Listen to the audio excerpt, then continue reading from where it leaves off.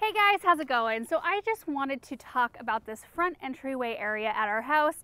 It's in the evening right now. Benjamin is joining us with his cars, but it's usually the most beautiful, right at the end of the day, right when the sun's going down. It's all shaded up here, and I thought you might be able to see the detail a little bit better. And I just kind of wanted to walk you through all the years that we have planted these spaces up here. So this is the 5th time we've planted it. This is our 5th gardening season. We moved in here May 1st. So 4.5 years ago. And the first year when we moved here, there was a juniper, I think it was, or an arborvitae, I can't remember, spiral, that was kind of starting to die in this section here. And then there was a huge boxwood right here, just this massive boxwood.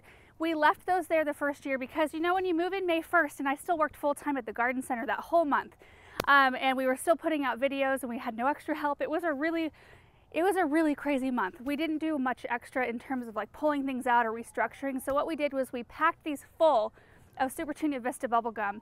And it was a good move, I think, for the first year, because when you use Super Tunia Vista bubblegum, you pretty much know you're gonna succeed because as long as it gets enough sun, it's gonna be a happy plant. And it was just a really bright, beautiful pop of pink. The second year, we removed the spiral and we disposed of that because it wasn't looking good.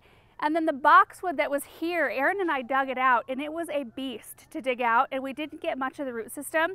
And a lot of people in the comment section were like, that boxwood's gonna die, you know, you just killed it. We actually repotted it. It's still living. It's back by our tool shed now. We actually didn't put the boxwood by the tool shed initially. We kind of raised it up in the middle of our brick raised bed area.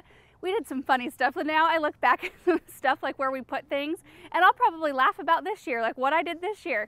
But we put it in the middle of the raised bed area. It lived the whole summer. It got spider mites, treated that, and it was doing okay. In fact, we'll have hopefully a video about spider mites up for you guys later this week because I have them on a ton of boxwoods right now.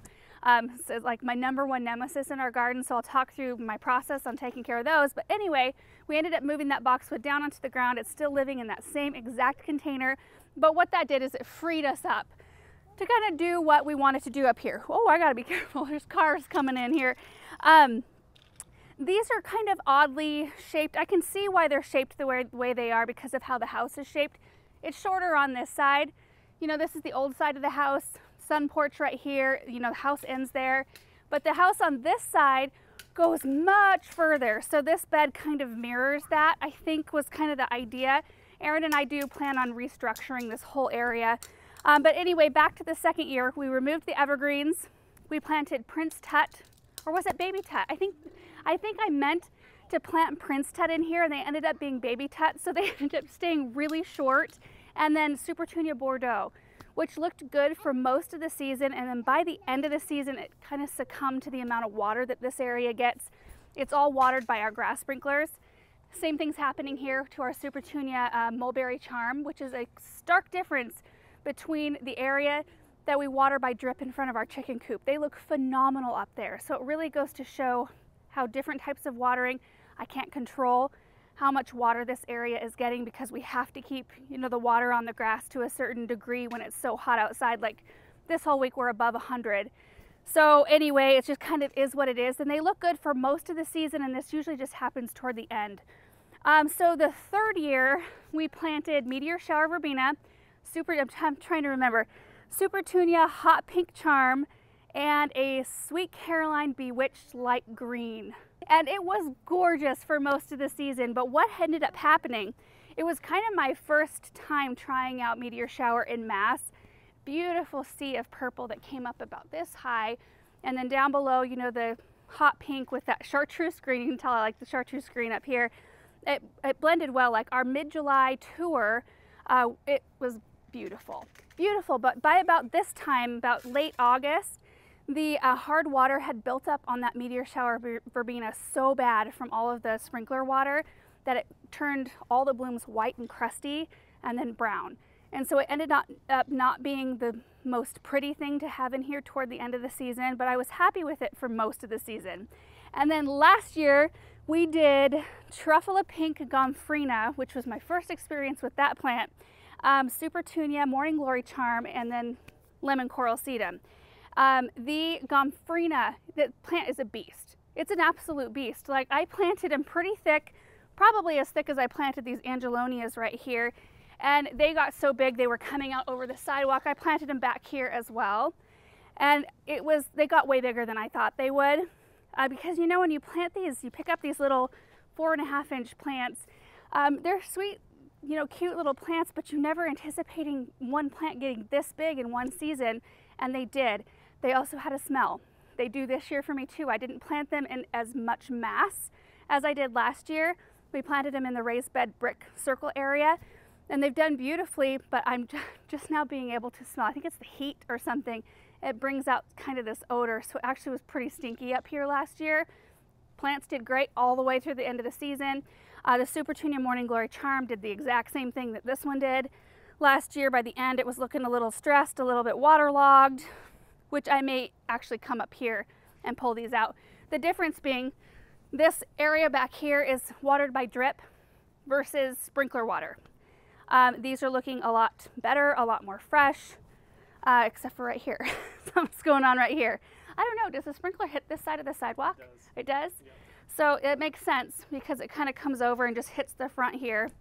Anyway, and then this year, this is my first experience, not my first experience, but my first experience with this particular variety and planting in mass. Angelonia, the Angel Face Steel Blue, and I think this variety was new this year. I absolutely love the color. I think it's the most beautiful thing, and they have just bloomed nonstop from the moment I planted them. They were much smaller, of course, until now. I mean, I'm just thrilled with this plant. A couple of them got broken off. You can't even tell. The wind kind of barrels through. There's an opening right here, and it barrels through this area. Snapped 2 of them off in the interior here, and you can't even tell where they are because they just bounced back so fast. Lemon Coral Sedum's a beast. It just doesn't matter how much water you give it, which is crazy. Isn't it crazy that the Lemon Coral Sedum of all plants can handle more water than these Supertunias? And it looks amazing. And it gets enough sun to where it really colors up nicely. You know, when this gets more shade, it's a lot more of a deep green. Still beautiful, but you really get the nice pop, that lemony color when it gets a lot of sun. You found some ants? Where? Look, I see the ant. I see it. There's just one. We better move your banana, huh? Get it up off the ground. Anyway, the Limelight hydrangeas are doing fantastic. I think this is we planted them, was it the first year or did we plant these the second year? Year 2, Aaron said. So they've been in the ground for several seasons now. First season, I had an umbrella sitting right here, and I would wheel it up every day so that they'd have some protection from the sun until they got established. We were also in the process of trying to figure out how to water them, how much water to give hydrangeas to keep them nice and happy. But we've got it figured out. Super weird that this one always gets bigger than the other ones.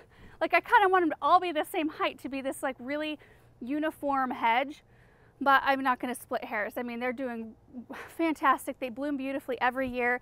These are weighing down a little bit. I could probably prop them up with some kind of support of some kind, just so that we don't have this little gap, but the other ones aren't really doing that. And then the Limelight on this side, I transplanted this last spring from the area where the AC unit went. So the AC unit, you might remember, was right here. There was a big, thick privet hedge around it to hide it. The guys came in, moved the AC unit to the side, and then I moved the Limelight hydrangea from that spot over here. And it kind of struggled last year.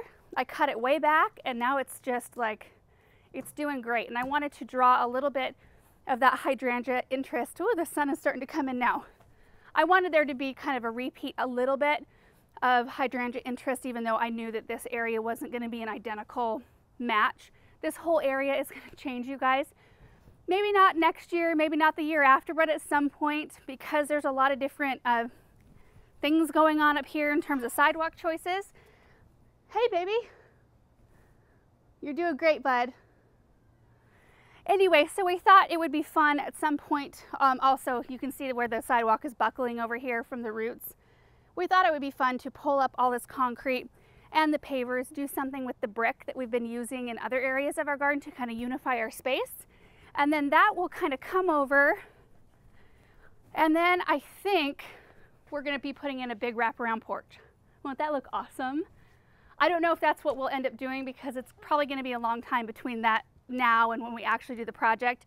That's kind of what we're thinking right now. So anyway, basically just wanted to give you an update on how this area was doing and kind of show you throughout the years how we've done it differently and what plants we've tried. So anyway, thank you guys so much for watching this video, and we'll see you in the next one. Bye. P.S. This grass is called a Miscanthus cabaret. It's a huge grass that's starting to flop now every single year. I think I'm going to preventatively stake it up, and I always kind of forget, but it's an amazing, striking, gorgeous grass. Can you say hi for the camera? Hi! Whoa! You're a nut. You're a silly goose. Yeah. You want to see? You want to see what Daddy sees? That's what Daddy sees. Look, when I He shoot. goes like this. Hello. Look, when I'm pointing at Mama, that's what I see. That's what it looks like. What do you think of that? The best. Cheese! You want to see what it looks like? It's a Russell. Oh, hugs. What a sweet boy. You like to give the cuddles, huh? Well, you can't have the mic. No mic, Russell.